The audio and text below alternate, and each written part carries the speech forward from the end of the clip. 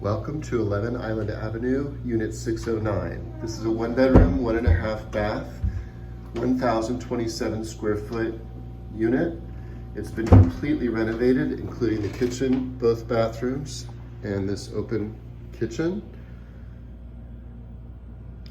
It has a wine fridge, beautiful appliances, granite counters, and a really open floor plan. This unit has one very large bedroom with 2 closets, beautiful built-ins. This has drawers and hanging space on both sides. And then there is a beautiful walk-in closet here with nice built-ins, high ceilings, very nice. You walk into the master and you have beautiful shower with a really nice fixture there. You have double sinks.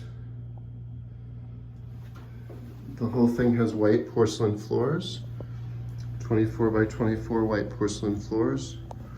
And you have access from both the living room and the bedroom to the really nice sized balcony. See, this has got a table for 4. You have great views that way. That's looking north over the park, the Standard Hotel. And this is looking south towards the Port of Miami. You have great views, great light. This is the entrance to the living room. Anyway, this unit is listed for $599. It has a maintenance of $778 per month.